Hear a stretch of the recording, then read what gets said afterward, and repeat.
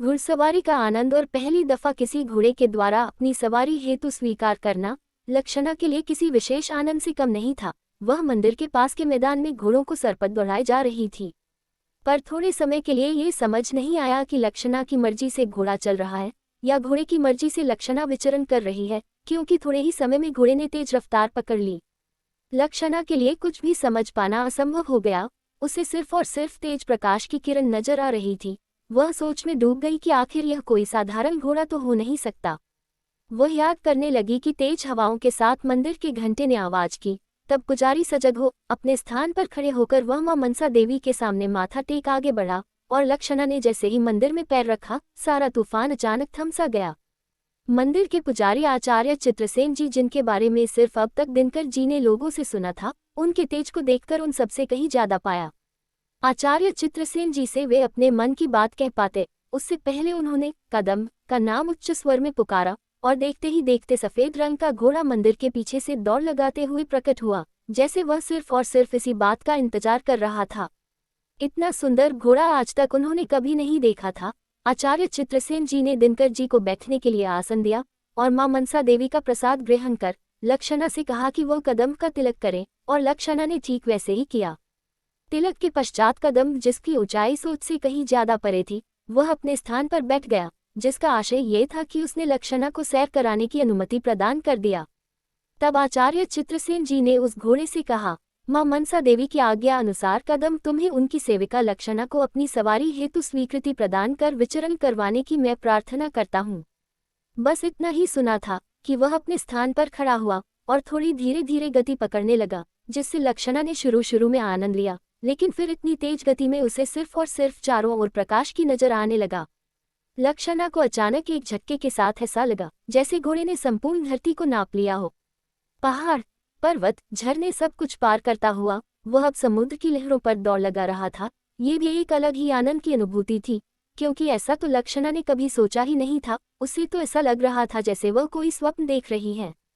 अब उसके मन में कोई शंका और कोई भी प्रश्न नहीं थे। वह तो सिर्फ और सिर्फ घोड़े की मर्जी के अनुसार विचरण कर रही थी।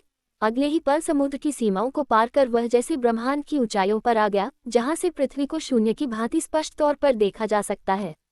चांद, तारे, आकाशगंगा, सब कुछ ऐसा लग रहा था जैसे लक्षणा सपना देख रही है। इतनी तेज रफ्तार में वह घोड़ा उसे ले सारे ब्रह्मांड का चक्कर लगाते हुए अचानक ज्वालामुखी लावा को पार करता हुआ पाताल लोक की गहराई में चला गया, जहां कुछ समय के लिए घोर अंधकार सा दिखा, लेकिन फिर अचानक नाग और सर्पों की दुनिया दिखाई देने लगी। अनेकों इच्छाधारी नाग नागिन, बड़े बड़े महल, सबके सिर नागमणि किसी मुकुट की तरह सुशोभित, सब कुछ किसी स्वप्न की तरह।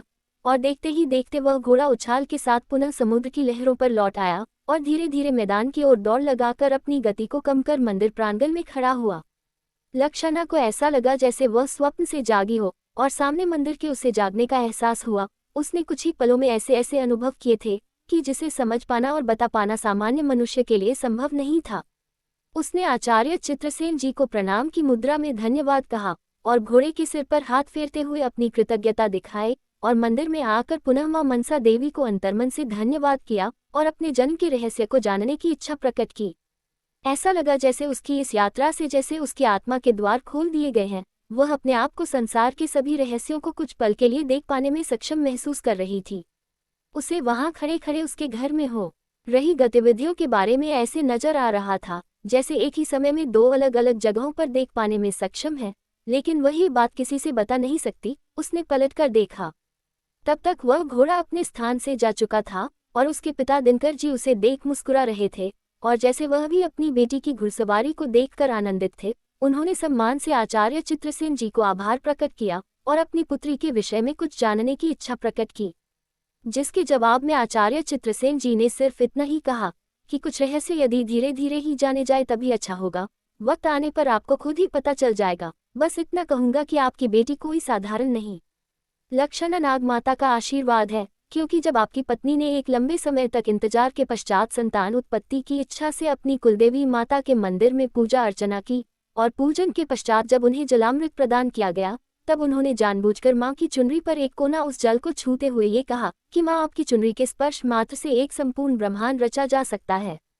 तब भला एक संतान की इच्छा क्या मायने रखती है। ये कहते हुए उन्होंने वह प्रसाद ग्रहण किया और तत्पश्चात आपकी इस पुत्री का जन्म हुआ था। ये बिल्कुल हूबहू उन कुलदेवी की प्रतिरूपी है जिसका स्वरूप, शक्ति और आभामंडल आपकी पत्नी ने वरदान में मांगा था। इसकी नीली आंखें उस आदिशक्ति के ब्रह्मांड के स्वरूप को इंगित करती है जो सब कुछ देख पाने में सक्षम है। खैर जो भी हो, आप अपनी बेटी को लेकर चिंतित ना हो, आपकी सारी शंकाओं का समाधान समय के साथ होते चला जाएगा। बस आपसे यही कहूंगा, पुत्री के विवाह से पहले एक बार अपने ससुराल में पत्नी के साथ उनकी कुलदेवी का दर्शन जरूर कराए, शायद आपको अपने प्रश्नों के कुछ जवाब मिल जाएंगे। ये कहते हुए उन्होंने उन दोनों को विदा किया। जिंदगी भी कितनी अजीब है ना माँ, इसमें कभी प्रश्न समाप्त ही नहीं होते। जब भी हम किसी प्रश्न का उत्तर ढूंढते हैं कि उसी में या उसके साथ ही एक नया प्रश्न उठ खड़ा होता है, और शायद यह जरूरी भी होगा, क्योंकि तभी तो हर सवाल के जवाब के लिए व्यक्ति निरंतर प्रयत्नशील बना रहेगा। यदि उसकी सारी समस्याएं, ख्वाहिशें और प्रश्नों के उत्तर समाप्त हो जाए, तब तो उसका जीवन शून्य ही हो जाएगा। वह शून्य की स्थिति में या तो परमात्मा को प्राप्त कर लेगा या सन्यासी हो जाएगा। है ना माँ? सन्यासी? लक्षणा ने विस्मय की मुद्रा में माँ की ओर देखते हुए कहा। उसकी ऐसी बात सुन माँ को भी आश्चर्य हुआ, क्योंकि चपलता, चंचलता और हमेशा जिद से भरी हुई लक्षणा के मुंह से ऐसी बात सुन हैरान हो जाना स्वाभाविक ही था। कोई भी नहीं सोच सकता कि वाकई लक्षणा में अचानक इतना परिवर्तन देखने को मिलेगा।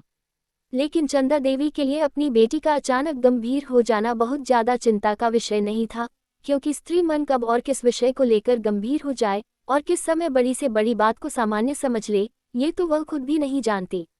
लेकिन फिर भी एक माँ होने के नाते उनके लिए इस परिवर्तन को जानना जरूरी था, और दूसरी बात, बेटी को प्रत्युत्तर न देना और उसकी मन की शंकाओं को दूर न करना भी ठीक नहीं।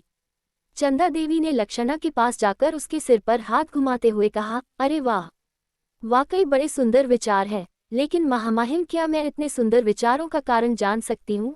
और भला सुबह सुबह दोनों बाप बेटी जो टहलने निकले थे, तो ऐसी कौन सी जगह घूम आए जो पूरी सांझ बिता दी, और इतनी देरी से लौटने के पश्चात दोनों के चेहरे की हवाएं क्यों उड़ी हुई है? तुम्हारे पिताजी से पूछूंगी तो जवाब मिलने में काफी समय लग जाएगा, इसलिए कृपा कर आप ही बता दे लक्षणा देवी। कहते हुए उन्होंने बेटी को थोड़ा छेड़ना चाहा, या सरल शब्द में यूं कहा जाए कि उनका मकसद लक्षणा का ध्यान भटकाने से था, क्योंकि उसका गंभीर हो जाना कुछ सामान्य नहीं लग रहा था। तभी चंदा देवी ने लक्षणा का ध्यान भटकाने के लिए एक दूसरा प्रश्न कर दिया, क्या घुड़सवारी संभव हुई, या आज भी ऐसे ही लौट आई?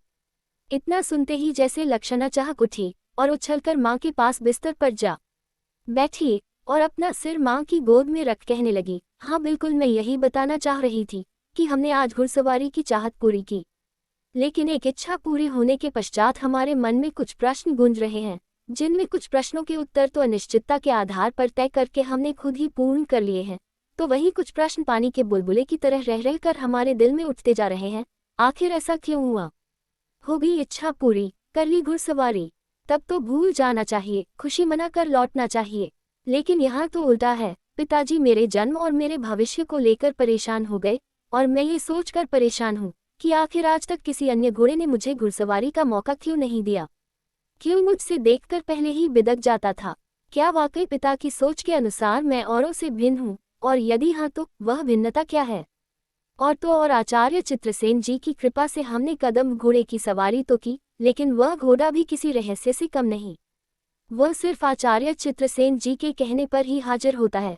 उसकी तेज गति में सिवाय प्रकाश के कुछ और जान नहीं पड़ता। सब कुछ ऐसे लगता है जैसे मैं घुड़सवारी नहीं, कोई सपना देख रही हूँ।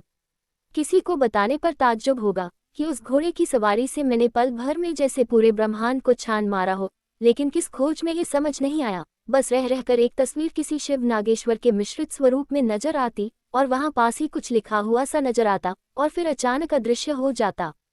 एक बात तो साफ है कि कुछ तो अति रहस्यमय था, जिसे मैं पूरी यात्रा में ढूंढते रही। मुझे ऐसा लगा जैसे पूरे ब्रह्मांड की शक्ति को कुछ विशेष ताम्र पात्रों में कैद करके रख दिया गया हो, और जिन्हें इस तरह संरक्षित कर दिया गया है कि उन तक पहुंच पाना हर किसी के लिए संभव नहीं है। लेकिन रह रहकर कुछ विशेष आकृतियां, जिन्हें मुझे आपने बचपन में कहानियों में सुनाया था, जैसे यक्ष, गंधर्व, राक्षस और विशेषकर सबके साथ उस कुछ नागों की आकृतियां जिसे सबके साथ देखा जा सकता था, प्रदर्शित होती नजर आई। माँ, यह मेरा डर नहीं और ना ही मैं झूठ कह रही हूँ या कहानियां सुना रही हूँ। ये सब मैंने उस क्षणिक पल में कदम की घुड़सवारी में अनुभव किया। सच कहती हूँ माँ, अनेकों प्रश्न निर्मित हुए मेरे उस क्षण भर के सफर में। मैंने विशाल ब्रह्मांड को संभाले हुए विशिष्ट आकृतियों को देखा, समुद्र में उठते ज्वालामुखी को देखा, आकाश और धरती के मिलन को देखा और खासकर समुद्र में विशाल नागराज की प्रतिमा को भी देखा। आप ही बताओ माँ, क्या ऐसा संभव हो सकता है? मैं इसे स्वप्न मानूं या हकीकत, लेकिन आपकी शपथ, मैंने ये सब कुछ पल भर में ही अनुभव कर लिया, और यह बात मैं किसी और को बता पाने में भी सक्षम नहीं, क्योंकि मैं जानती हूँ आपके अलावा और कोई मेरी बात पर यकीन नहीं करेगा। ये सुनते ही चौंकते हुए चंद्रा देवी ने पूछा, क्या नाम लिया तुमने?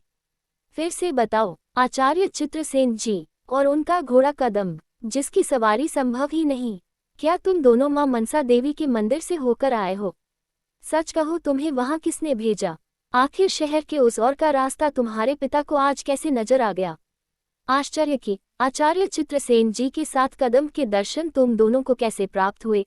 क्या उस समय मंदिर में और कोई भी था? लक्षणा ने नामे सिर हिलाते हुए आश्चर्य से कहा। हाँ माँ, तुम सच कह रही हो। उस समय अचानक तेज हवाओं के साथ सारा माहौल बदला, और जिस समय आचार्य चित्रसेन जी ने कदम्ब को पुकारा, वहां किसी चमत्कार की तरह मंदिर के पीछे दौड़ लगाता हुआ हमारे सामने आ खड़ा हुआ, और सच कहा आपने कि उस समय की मेरे और पिताजी के अलावा कोई भी शेष नहीं था। आखिर चंदा देवी ने जैसे ही आचार्य चित्रसेन जी और कदम्ब के बारे में सुना तो वे आश्चर्यचकित क्यों हो गई। कहानी अभी जारी है, इसका अगला भाग जल्दी अपलोड करेंगे। चैनल को सब्सक्राइब करना ना भूलें। धन्यवाद।